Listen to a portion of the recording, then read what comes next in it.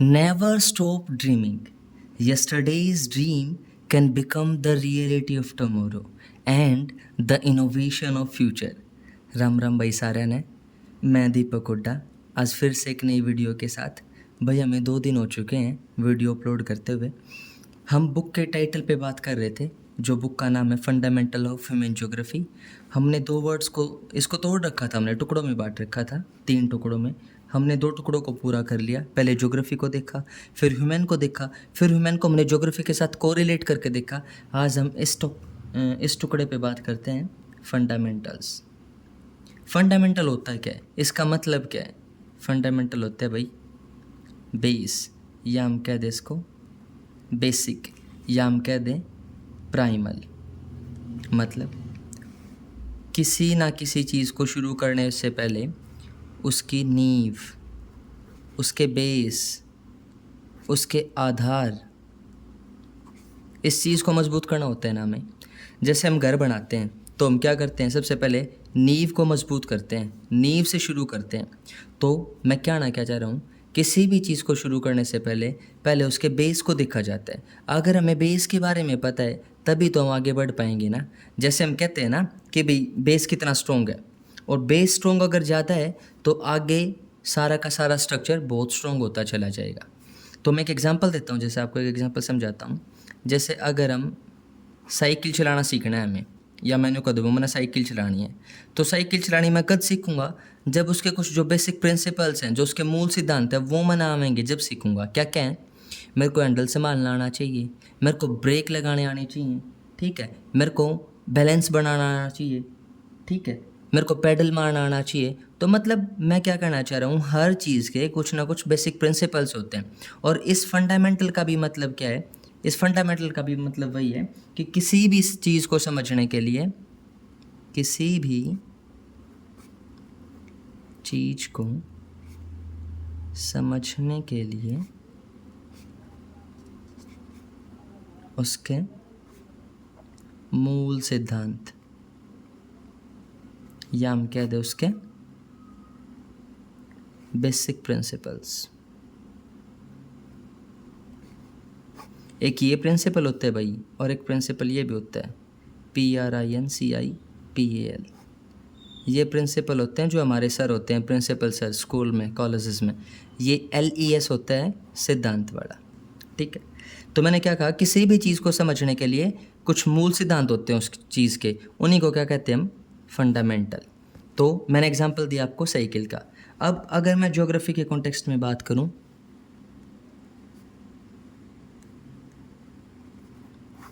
तो ऑब्वियस सी बात है, जब हर चीज़ के कुछ सिद्धांत हैं तो ज्योग्राफी के भी कुछ सिद्धांत होंगे। तो there are 6 fundamental concepts of geography.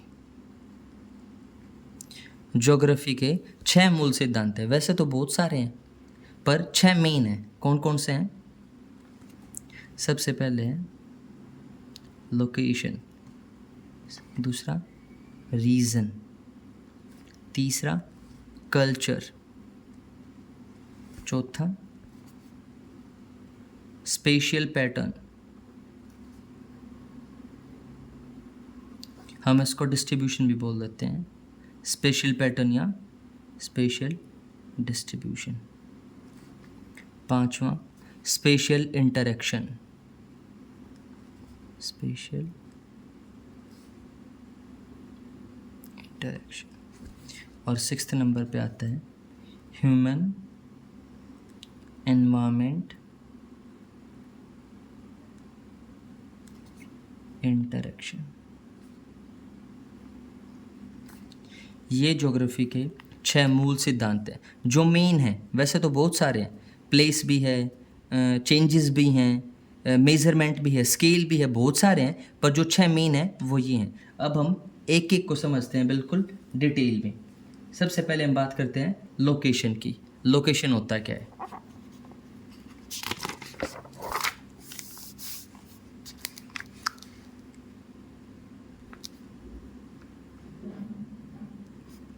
Location हम सभी को पता है लोकेशन से ही तो पता चलता है ना कोई वस्तु या व्यक्ति कहाँ है। हमने उन्हें कहता है कि भाई तू कित है, भाई मैं उस लोकेशन पे हूँ, भाई मैं तो फलानी जगह हूँ।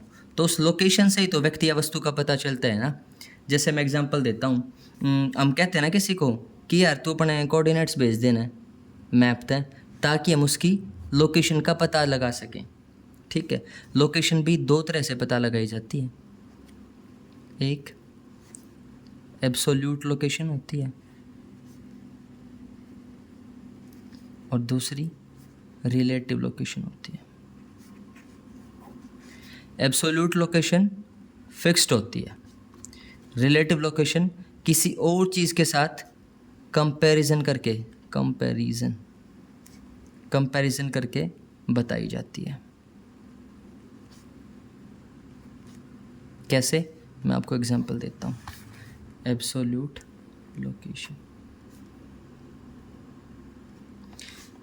लोकेशन मैंने बताया कि एब्सोल्यूट लोकेशन वो होती है जो फिक्स्ड होती है, मतलब एग्जैक्ट।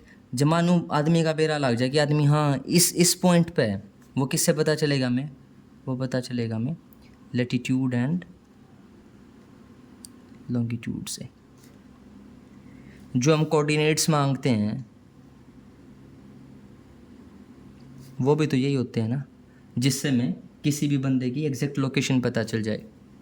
अच्छा, रिलेटिव लोकेशन में मैंने क्या बोला कि भाई कंपैरिजन करके बताई जाती है। जैसे एग्जांपल देता हूँ मैं अपना यूँ कहूँ कि हरियाणा जो है वो भारत के उत्तर में है, तो मैंने हरियाणा को कंपेयर किया किसके साथ? भारत के साथ। मतलब भारत को मेन मान के फिर मैंने हरियाणा की लोकेशन बताई कि भारत के उत्तर में हरियाणा है। तो मैंने कंपेयर किया ना, तो कंपेयर करके जब हम चीज़ बताते हैं तो वो होता है रिलेटिव लोकेशन। और जब मैं बिल्कुल फिक्स्ड बता दा कि हाँ भाई मैं उड़ा खड़ा हूँ भाई फलानी जगह, मतलब एग्जैक्ट लोकेशन बता देना, फिक्स्ड बता देना, तो वो क्या होता है? Absolute location. वो किससे पता चलती है हमें? लैटिट्यूड और लॉन्गिट्यूड से। अब मैं वैसे बता देता हूँ, वैसे तो सभी को पता ही होना चाहिए भाई। अगर मैं इंडिया की बात करूँ उसके लैटिट्यूड और लॉन्गिट्यूड की, इंडिया का लैटिट्यूड क्या है? 8 डिग्री 4 मिनट से 37 डिग्री 6 मिनट नॉर्थ। और अगर इसके मैं लॉन्गिट्यूड की बात करूं तो ये कितना है? 68 डिग्री 7 मिनट ईस्ट से लेके 97 डिग्री 28 मिनट ईस्ट। ये इंडिया का लैटिट्यूड लॉन्गिट्यूड एक्सटेंट है। एक्सटेंट का मतलब होता है विस्तार। तो पहला फंडामेंटल कॉन्सेप्ट हमें समझ आया, क्या है? लोकेशन। लोकेशन मतलब लोकेशन से ही तो पता चलेगा ना कि कोई चीज़, कोई स्थान, कोई वस्तु कहाँ है, उसकी जगह का पता चलेगा हमें। फिर मैंने बताया कि इनको दो तरह से पता कर सकते हैं हम लोकेशन को, एब्सोल्यूट और रिलेटिव। अब नेक्स्ट पॉइंट है रीज़न। मैंने कल या परसों की वीडियो में आपको बताया था कि ज्योग्राफी की मेनली दो ब्रांचेज हैं। कौन कौन सी? वर्ल्ड और एक रीजनल। वर्ल्ड में हमने यूनिट मान के पढ़ा था पूरे संसार को एक। रीजन में हमने क्या देखा था? उस वर्ल्ड में से किसी एक टुकड़े को चुन लिया था, स्पेसिफिक रीजन को, और उसको क्या नाम दिया था हमने? रीजन। मतलब हमने चुना था इंडिया को, उसको क्या था? रीजन। तो रीजन क्या है? लार्ज पार्ट ऑफ लैंड, या हम कह दें पार्ट ऑफ अ कंट्री, या हम कह दें पार्ट ऑफ अ वर्ल्ड। जैसे पार्ट ऑफ अ वर्ल्ड में हम कल ने इंडिया को चुना था, पार्ट ऑफ ए कंट्री में हमने इंडिया में से फिर हरियाणा को चुन लिया था। तो वो ऐसे, मतलब क्षेत्र क्या होता है? कोई भी ज़मीन का बड़ा सा टुकड़ा, ठीक है, या हम कह दें पार्ट ऑफ अ कंट्री, या हम कह दें पार्ट ऑफ अ वर्ल्ड। हर रीजन की अपनी स्पेसिफिक फीचर्स होते हैं। मतलब हर क्षेत्र किसी न किसी चीज़ खातर जाना जा है, उसमें कुछ न कुछ स्पेशलिटी हो गए। जैसे मैं एग्जांपल देता हूँ राजस्थान का, वहाँ का रीजन कैसा है? डेजर्टी। ठीक है। अब मैं एग्जांपल दे दूँ शिमला का, वहाँ का रीजन कैसा है? कोल्डर। ठीक है। तो मैं क्या बताना चाहता हूँ कि हर रीजन की कुछ ना कुछ अपनी विशेषताएं होती हैं जो उसको दूसरे रीजन से अलग करती हैं। तीसरा पॉइंट है कल्चर, मतलब संस्कृति। संस्कृति का क्या होता है मतलब? संस्कृति का मतलब है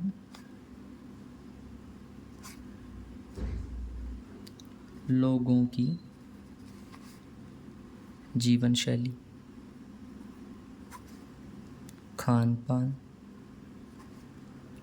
रहन सहन,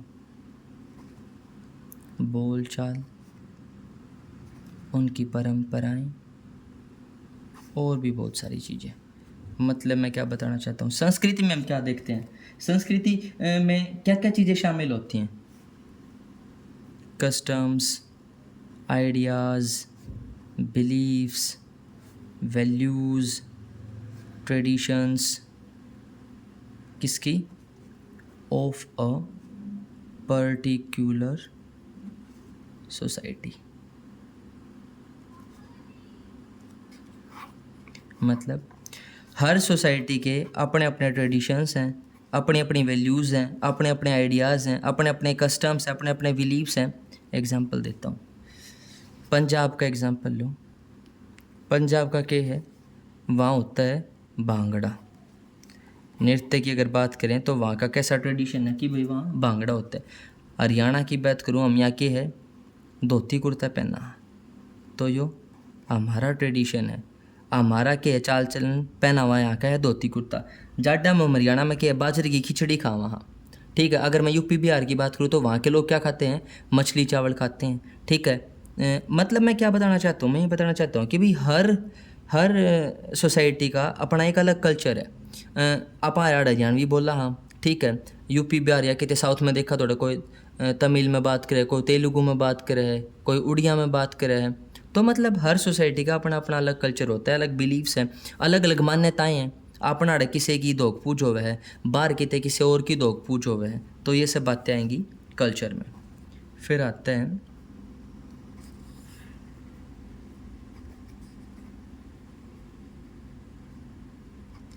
स्पेशल पैटर्न या डिस्ट्रीब्यूशन। स्पेशल का मतलब होता है स्पेस, डिस्ट्रीब्यूशन का मतलब फैलाव। यो कॉन्सेप्ट हमने क्या बताया है? ये कॉन्सेप्ट हमें बताता है कि कोई भी वस्तु या व्यक्ति, कोई भी वस्तु या व्यक्ति कहाँ कहाँ वह कैसे फैला हुआ है।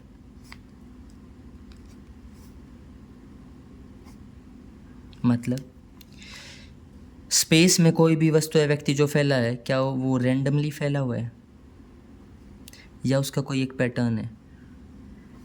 ये चीज़ कौन बताएगा? ये इस कॉन्सेप्ट के अंदर आएगी। कैसे? एग्जाम्पल देता हूँ मैं आपको। पहले मैं डिस्ट्रीब्यूशन का एग्जाम्पल देता हूँ। हमने एग्जाम्पल लिया पॉपुलेशन डिस्ट्रीब्यूशन, मतलब जनसंख्या का फैलाव, कि मतलब लोग कहाँ कहाँ कैसे कैसे फैले हैं।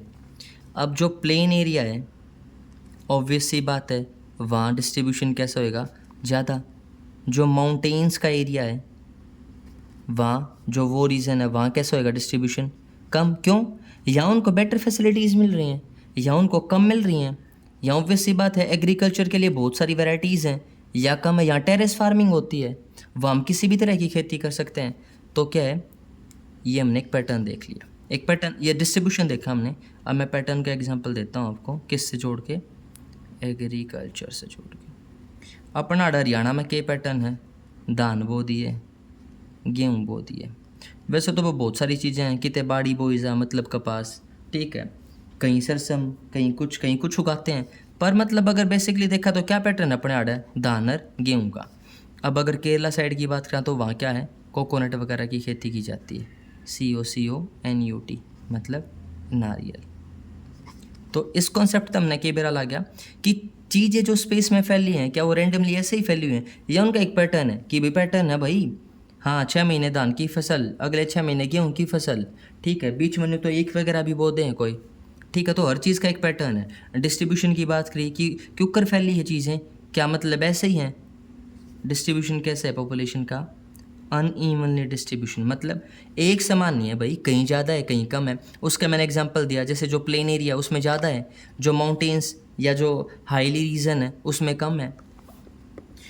अगर मैं इसको इंग्लिश में कहूँ तो ये क्या है? ये एक टूल है, tool, it is a tool use to study, STU, it is a tool used to study objects, people of a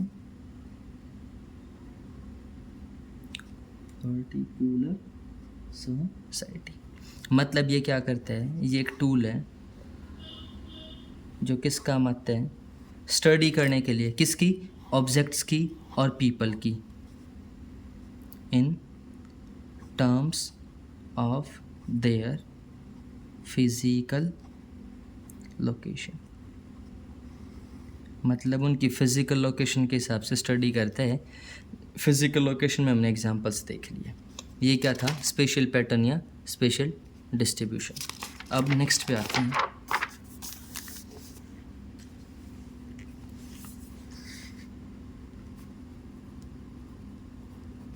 special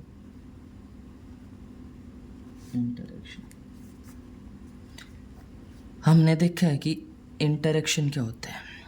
हम क्लास में बोलते हैं ना कि स्टूडेंट और टीचर का कैसा इंटरेक्शन है। मतलब एक तो नहीं हो क्लास में टीचर बोल रहा है, स्टूडेंट इंटरेक्ट ही नहीं कर रहा टीचर के साथ, और अगर स्टूडेंट टीचर के साथ इंटरेक्ट नहीं करेगा, बॉन्डिंग नहीं बनाएगा, तो उसको चीज़ें समझ कैसे आएंगी। तो इंटरेक्शन का रोल हर जगह बहुत क्रूशियल है। अब यहाँ बात आ गई स्पेशल इंटरेक्शन, मतलब स्पेस के साथ चीज़ों को जोड़ के कैसे। तो ये कॉन्सेप्ट हमें क्या बताता है कि दुनिया के जो कोने हैं ना, दुनिया के कोने एक दूसरे से कैसे जुड़े हुए हैं। ये क्या बताते हैं हमें, किसी भी स्थान या क्षेत्र, स्थानों या क्षेत्रों में व्यक्ति, वस्तु, जानकारी आदि का आदान प्रदान, व्यक्ति का, वस्तु का, जानकारी का, विचारों का, कुल मिला के क्या है, ये कॉन्सेप्ट में क्या बताता है कि किन्हीं भी दो स्थानों, दो क्षेत्रों के बीच लोगों का, व्यक्तियों का, वस्तुओं का, जानकारी का आदान प्रदान कैसे होता है, किन्हीं भी दो स्थानों के बीच। ठीक है, अब मैं एग्जांपल देता हूँ। इंटरेक्शन भी बहुत तरीके से होता है भाई। जैसे मैं एग्जांपल देता हूँ आपको मुंबई पोर्ट का। ठीक है, वहाँ से क्या होता है, इम्पोर्ट एक्सपोर्ट होता है। मतलब चीज़ें एक जगह से दूसरी जगह भेजी भी जाती हैं और दूसरी जगह से चीज़ें यहाँ मंगवाई भी जाती हैं। तो ये क्या दिखाता है हमें, ये दिखाता है हमें इकोनॉमिक इंटरेक्शन। मतलब ये हमारे व्यापार से जुड़ा हुआ इंटरेक्शन होगा, तो हमने क्या टर्म दे दिया इसको, क्या नाम दे दिया हमने, इकोनॉमिक इंटरेक्शन। एक एग्जांपल और देता हूँ, हमने माइग्रेट कर दिया, मतलब माइग्रेशन। माइग्रेशन क्या होता है, मूवमेंट ऑफ पीपल, मतलब लोगों का एक जगह से दूसरी जगह जाना। हम पहले क्या था, गांव में रहते थे, अब क्या है, टेक्नोलॉजी डेवलप हुई, धीरे धीरे हम शहर में शिफ्ट हो गए। तो ये क्या है, ह्यूमन इंटरेक्शन। मतलब पहले जब हम गांव में रहा करते, वहाँ हम किसी और सोसाइटी के साथ जुड़े हुए थे, वहाँ कुछ और ह्यूमन्स थे। जब हम शहर में आए, वहाँ हम किसी अलग सोसाइटी के साथ जुड़ गए, वहाँ कुछ और ह्यूमन बींग्स मिले हमें। तो क्या है, ये क्या, कैसा इंटरेक्शन है, ये ह्यूमन इंटरेक्शन। ये कैसा इंटरेक्शन था, इकोनॉमिक इंटरेक्शन। तो ये कॉन्सेप्ट हमें क्या बताता है, ये कॉन्सेप्ट बताता है कि दुनिया के कोने एक दूसरे से कैसे जुड़े हुए हैं, चीज़ें आपस में कैसे जुड़ी हुई हैं एक दूसरे से। ठीक है, दो स्थान हैं, दो क्षेत्र हैं, वो विचारों के आधार पे, व्यक्ति के आधार पे, वस्तु के आधार पे, जानकारी के आधार पे कैसे उनमें आदान प्रदान होता है, ये किस में स्टडी की जाती है, स्पेशल इंटरेक्शन में। लास्ट आते हैं भाई ह्यूमन एनवायरनमेंट इंटरेक्शन। इसमें क्या देखेंगे हम, इसमें देखेंगे कैसे मानव प्रकृति को प्रभावित करता है और कैसे प्रकृति मानव को प्रभावित करती है। हमने 2-3 दिन पहले पढ़ा था ना, क्या, study of how humans activity affects और is affected by the surface of earth. Human environment interaction में कैसे देखा कि कैसे ह्यूमन एनवायरमेंट के साथ इंटरेक्ट करता है और कैसे एनवायरमेंट इंटरेक्ट करता है ह्यूमन के साथ। फिर हमने एग्जांपल दिया था कि आदमी ने क्या किया, पेड़ों की कटाई करना शुरू कर दिया और अपने फ़ायदे के लिए घर बनाना शुरू कर दिया। तो ये इंटरेक्शन ही तो आ ना आदमी का एनवायरमेट के साथ, ठीक है। फिर हमने एक ये डेफिनेशन भी दी थी कि study of how human activity effects, मतलब कैसे मानव प्रकृति को इफेक्ट करता है और कैसे प्रकृति मानव को अपना प्रभाव डालती है उसके ऊपर। तो ये चीज़ें किस में देखेंगे, ह्यूमन एनवायरमेंट इंटरेक्शन में देखेंगे। इसमें हम चैप्टर के अंदर पढ़ेंगे, दो टर्म्स आती हैं, humanisation of nature and naturalisation of human, naturalisation of human. आज हमने क्या देखा,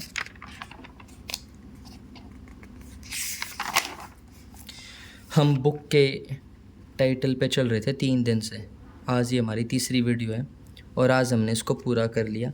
हमने इसको टुकड़ों में बांटा। पहले हमने ज्योग्राफी को देखा कि क्या इसका मतलब है, क्या ये बताता है कि ये स्टडी है किसकी, अर्थ के,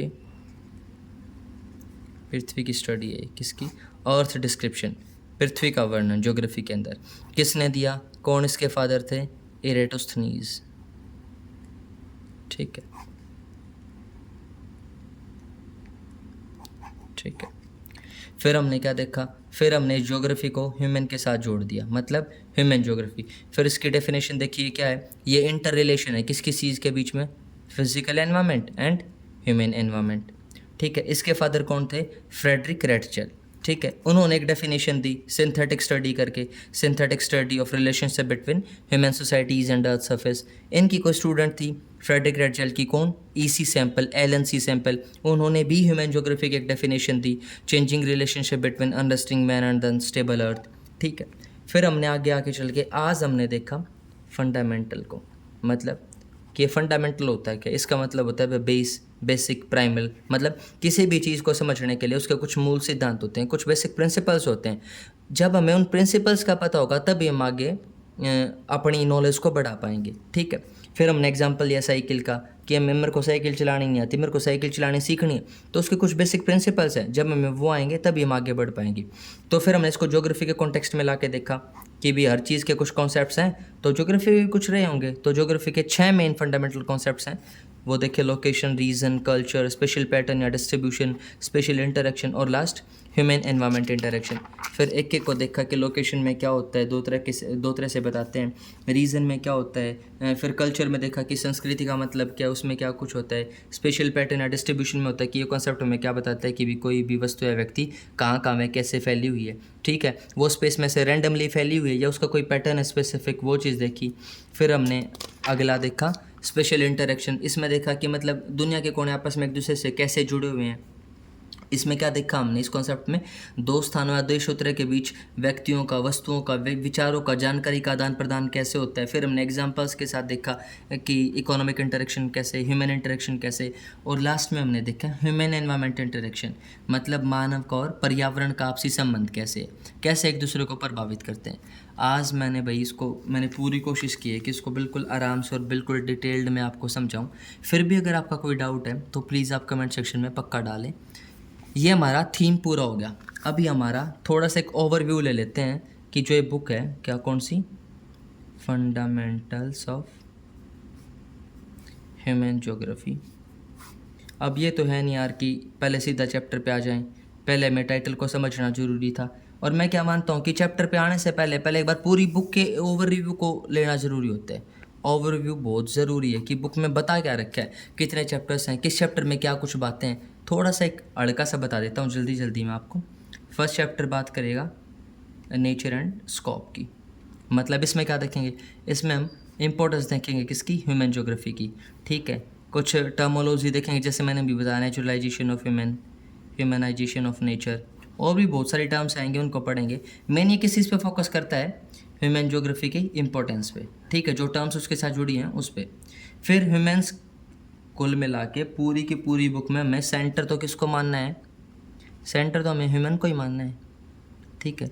तो स्टडी भी किसकी होएगी, ह्यूमन बींग्स की होएगी। तो पहले में नेचर स्कोप देखेंगे, दूसरे में क्या देखेंगे, वर्ल्ड लेवल पे पॉपुलेशन की बात करेंगे। ठीक है, पॉपुलेशन में क्या क्या देखेंगे, डेंसिटी, डिस्ट्रीब्यूशन, ग्रोथ, कैसे चीज़ें फैली हुई हैं, कैसे पॉपुलेशन फैली हुई है, कहाँ कम है कहाँ ज़्यादा है। ठीक है, ग्रोथ में देखेंगे कहाँ ज़्यादा है कहाँ कम है। फिर देखेंगे बर्थ रेट, डेथ रेट, एक और फैक्टर है माइग्रेशन, उसको देखेंगे। इसके भी दो फैक्टर हैं, पुश फैक्टर है एक पुल फैक्टर है, उनको देखेंगे कैसे आपस में जुड़े हैं, वो सब बातें देखेंगे। फिर बात आएगी कॉम्पोजिशन की। कॉम्पोजिशन में मतलब हमने यहाँ देखी कि पॉपुलेशन का डिस्ट्रीब्यूशन देख लिया, डेंसिटी देख ली, ग्रोथ देख लिया। कॉम्पोजिशन क्या होता है कि कितने जवान हैं, कितने बूढ़े हैं, कितनी फीमेल हैं, कितने मेल हैं, कितने अडल्ट्स हैं, कितने चिल्ड्रंस हैं, कितने लड़के हैं, कितनी लड़कियां हैं, वो सब कॉम्पोजिशन देखेंगे। फिर हम नेक्स्ट में क्या देखेंगे, ह्यूमन डेवलपमेंट। मतलब जो ये हमने ऊपर कॉम्पोजिशन देखा कि भी कितने जवान, कितने बूढ़े, कितने मेल फीमेल, वो सब बातें, वो कितने से डेवलप्ड हैं, वो कितने से डेवलप्ड हैं। और हम कैसे पता चलेंगे कि कैसे पता कर पाएंगे कि डेवलप्ड है या नहीं है, वो किस चीज़ के आधार पे, उनके अंदर कितनी स्किल्स हैं, टेक्नोलॉजी का लेवल कैसे है, एजुकेशन का लेवल कैसा है। इन चीज़ों से तो पता चल पाएगा ना कि कितनी डेवलपमेंट हो रखी है या नहीं हो रखी है। फिर क्या देखेंगे, जो लोग डेवलप्ड हो गए। अब मैंने क्या किया, मैंने कंप्यूटर सीखा भाई, ठीक है, मैंने ट्रेनिंग ली या मैंने टाइपिंग सीखी, तो मैंने कंप्यूटर की स्किल्स ले ली, मैंने टाइपिंग स्किल्स ले ली। अब ऑब्वियस सी बात है, मैंने कंप्यूटर सीखा, मैं घर तो नहीं बैठूंगा, मैं कुछ ना कुछ एक्टिविटी करूँगा, कुछ ना कुछ काम करूँगा। तो हमारे पास क्या वर्ड आया, एक्टिविटी। तो इसमें वो सारी बात देखेंगे, primary activity, secondary activity, tertiary activity, quaternary activity, quinary activity. फिर इनके अंदर बिल्कुल डिटेल में पढ़ेंगे भाई, बिल्कुल आराम से। प्राइमरी में जैसे उनको क्या कहते हैं, रेड कॉलर वर्कर्स बोलते हैं। सेकेंडरी में जो काम करते हैं उनको ब्लू कॉलर वर्कर्स बोलते हैं। टर्शियरी में जो काम करते हैं उनको पिंक कॉलर वर्कर्स बोलते हैं। क्वार्टनरी में जो काम करते हैं उनको वाइट कॉलर वर्कर्स बोलते हैं। और जो क्विनरी में काम करते हैं उनको गोल्ड कॉलर वर्कर्स बोलते हैं। तो ये क्यों बोलते हैं, कैसे क्या कुछ होता है, सारा चैप्टर्स में आराम से पढ़ेंगे। ठीक है, एक्टिविटी की। फिर क्या बात आएगी, फिर बात आएगी ये मैंने सॉरी एक सेकेंड, हाँ ये 5वां नंबर था, 6th नंबर। ये क्या, मैंने कोई बिज़नेस करा, मेरा बिज़नेस टाइम के साथ ग्रो कर गया, ठीक है, वो बढ़ गया, तो फिर मैंने किस चीज़ की ज़रूरत पड़ेगी, ट्रांसपोर्टेशन। मैंने एक्टिविटी करी, एक्टिविटी करके मैंने काम धंधा करा, मैंने कुछ बिज़नेस करा, सेट करा, वो बिज़नेस भगवान की दया से बहुत अच्छा ग्रो कर गया, तो मेरे को किस चीज़ की ज़रूरत पड़ेगी, ट्रांसपोर्टेशन की। क्यों, उस सामान को एक जगह से दूसरी जगह भी तो पहुँचाना है ना, मेरा प्रोडक्शन इतना ज़्यादा होने लगा, तो फिर आ गया ट्रांसपोर्टेशन। अब फिर ट्रांसपोर्टेशन के साथ एक चीज़ जुड़ती है, कम्युनिकेशन। ट्रांसपोर्ट क्यों कर पाओगे, जब कम्युनिकेट कराएंगे। मैं हरियाणा में हूँ, मैं कितने बाहर गया, यूपी राजस्थान गया, ये बड़े किसी से बातचीत नहीं करूँगा, तो अपने सामान नहीं बेचूंगा क्यों कर, ट्रांसपोर्ट क्यों कर करूँगा, तो कम्युनिकेशन भी साथ में आ गया। अच्छा, पहले क्या था ट्रांसपोर्टेशन, पहले होती थी भाई बैलगाड़ी। टाइम बदला, टेक्नोलॉजी आई, स्किल्स डेवलप हुई लोगों में, तो उन्होंने क्या बना दिया, एयर नेटवर्क स्थापित कर दिया, रेल नेटवर्क आ गया, रोड नेटवर्क आ गया, मतलब मेट्रो आ गई, प्लेन आ गया, जीप आ गई, बस आ गई। तो टाइम के साथ चीज़ें चेंज होती गई। फिर ट्रांसपोर्टेशन एंड कम्युनिकेशन देखा, फिर जितना ज़्यादा हमने लोगों के साथ कम्युनिकेट किया तो उससे क्या होगा, हमारा ट्रेड बढ़ गया। ट्रेड कैसे बढ़ा, वो क्या आ गया ना, बस जिसके अंदर स्पीकिंग स्किल्स हैं, जिसको बोलना आता है, वो कुछ भी कर सकता है। तो स्पीकिंग स्किल्स ज़रूरी है, ज़रूरी तो भाई लिसनिंग स्किल्स भी हैं, ज़रूरी तो रीडिंग स्किल्स भी हैं, ज़रूरी तो राइटिंग स्किल्स भी हैं, पर स्पीकिंग स्किल्स भी ज़रूरी हैं, वो बहुत ज़्यादा ज़रूरी हैं। क्योंकि जब हम अच्छा कम्युनिकेट करते हैं किसी के साथ, अगर हमें बोल चाल अच्छी आती है, अच्छे तरीके से हम किसी से बात करते हैं, तो हम अपने आप ट्रेड को, ऑब्वियस सी बात है, ऑटोमेटिकली ग्रो कर लेंगे। तो फिर इसमें बात आई इंटरनेशनल ट्रेड की। पहले हम ट्रेड करा करते इंडिया तो इंडिया के बीच में, हमारा कम्युनिकेशन लेवल बढ़ गया, फिर हम ट्रेड करने लगे इंटरनेशनल लेवल पे, तो इसमें बात होएगी वो। और लास्ट में बात होएगी भाई हमारी ह्यूमन सेटलमेंट की। आखिर में तो घर ही आना है भाई, कुछ कर लो, कितने कोई काम धंधा कर लो, आखिर में सोने तो घर ही आना है। तो मतलब ह्यूमन सेटलमेंट मतलब मानव बस्ती। किसी भी शेप एंड साइज़ का मकान होता है, उसमें आके हम रहते हैं, तो ये मानव बस्ती की बात। इसमें सेटलमेंट अलग अलग तरह की होती है, जैसे क्लस्टर्ड, ठीक है, और डिस्पर्स्ड, ठीक है, और हेमेल्टेड, HAMLETED, ठीक है। अच्छा, एक सेमी क्लस्टर्ड भी होती है भाई, तो ये सब देखेंगे।